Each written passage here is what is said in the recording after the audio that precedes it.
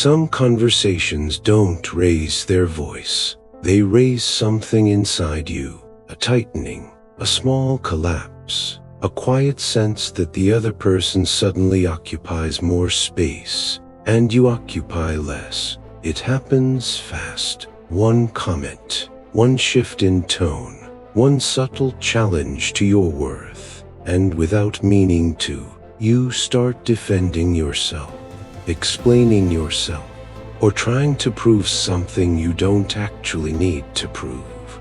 This is how most people lose their power, not because someone takes it, but because they give it away. In micro moments they don't even notice. The Stoics understood this better than anyone. They knew that the real battlefield is not the conversation itself, but the state of mind you bring into it. Today, we explore how to reclaim that state, how to hold your ground without fighting, how to stay calm without becoming passive, how to speak from strength without raising your voice. This is the Stoic way to reclaim your power in any conversation. Pause with me, because this is where the shift begins. When a conversation starts to pull you out of yourself, your nervous system reacts before your mind understands what is happening.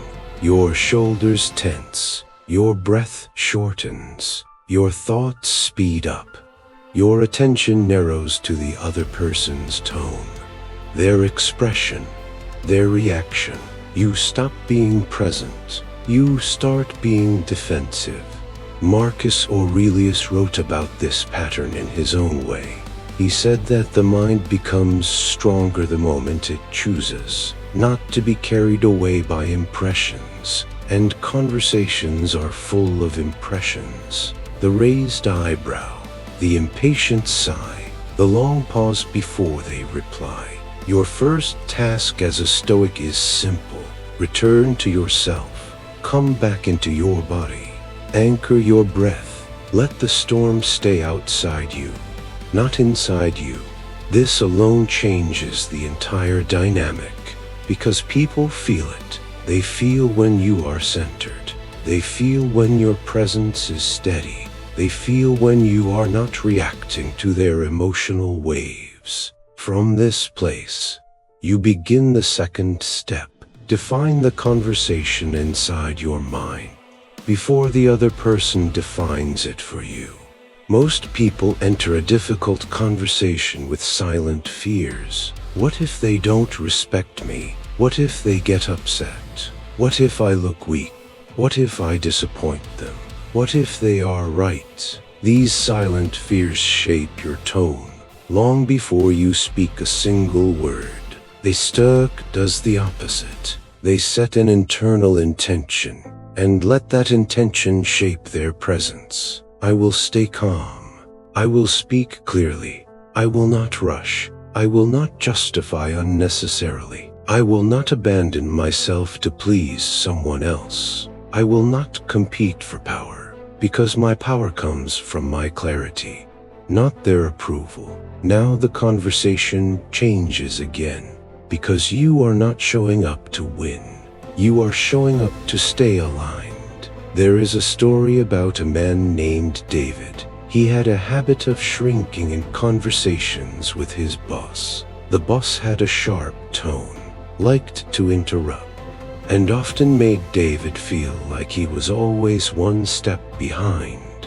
One day, David tried a Stoic approach. Before the meeting, he slowed his breath. He told himself, I do not control his tone, but I control my presence. I control my pace. I control my clarity. I control the space I take up. During the meeting, the boss interrupted him, as usual, but instead of rushing to respond, David paused. He let silence settle. He finished his sentence slowly, and for the first time, the boss leaned back. He adjusted his tone. He matched David's calm. The conversation did not change because David became aggressive. It changed because he stopped being pulled around.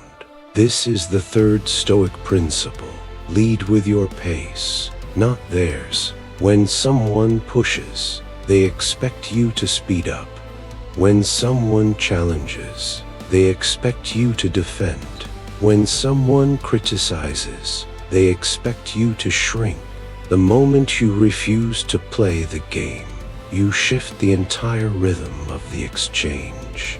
Epictetus taught this through a simple rule. He said, "If you want to be powerful, do not react instantly. Choose the timing of your response. When you slow down, you show that your emotions are not being controlled. When you pause, you show that your thoughts belong to you. When you answer with intention, you show that you are not fighting for dominance. You are standing in self-command." At this point in the video, let's pause and recap, so you can feel the structure forming inside you. You reclaim your power in any conversation by doing three things. First, return to yourself, your breath, your body, your presence. Second, define the intention of the conversation inside your mind before the other person defines it for you. Third, lead with your pace. Let your timing set the emotional tone. Now let me ask you something. In the last difficult conversation you had, which of these three did you lose first? Was it your breath, your intention, or your pace? Your answer reveals exactly where your training begins. Let's go deeper. There is a fourth principle the Stoics rarely stated directly, but lived with absolute clarity. Do not surrender your worth. Just because someone speaks with confidence, people speak from their wounds, from insecurity, from pressure, from fear, from their need to feel superior, from their need to be right, from their need to be heard. Even if they don't listen, many times, their tone has nothing to do with your value. Seneca reminded himself of this constantly. He said, "What they say is theirs, what I believe is mine." If someone speaks to you with sharpness, that is their sharpness. If someone projects frustration, that is their frustration. If someone tries to unsettle you, that is their imbalance. You only lose your power when you decide that their tone holds authority over your worth.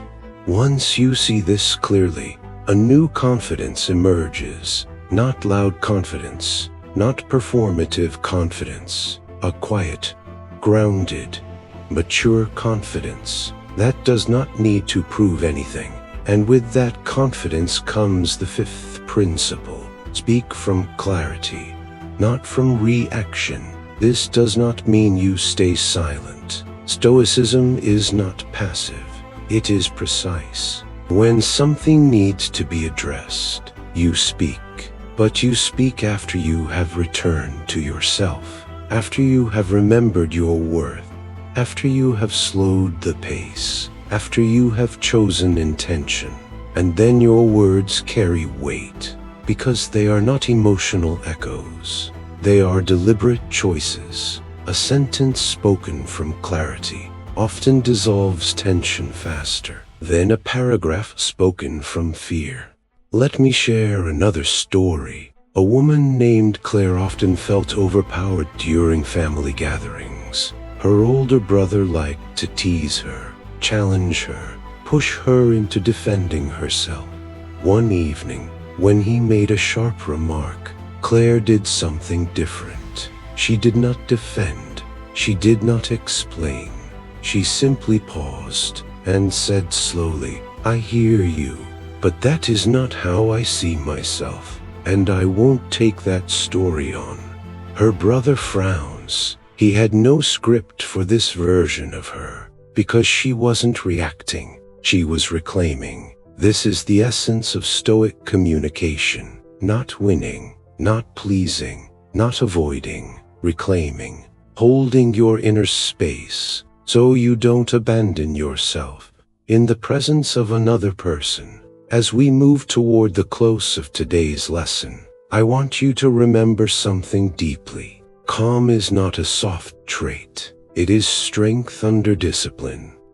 Clarity is not passive. It is power without noise. Haste is not weakness. It is authority over your nervous system. When you master these three, conversations stop being arenas of fear and become opportunities to practice self-command. Before we end, let me leave you with one final Stoic reminder. You do not need to overpower anyone to reclaim your own power. You only need to stop giving it away. In the small moments, when you forget who you are, return to yourself. Choose your intention. Lead with your pace. Speak from clarity, and the conversation will follow your strength without you needing to force it. If today's lesson expanded something in you, tell me in the comments which principle you want to practice next. Share this video with someone who needs it, and follow Stoic for the next step in your journey toward inner calm and clarity.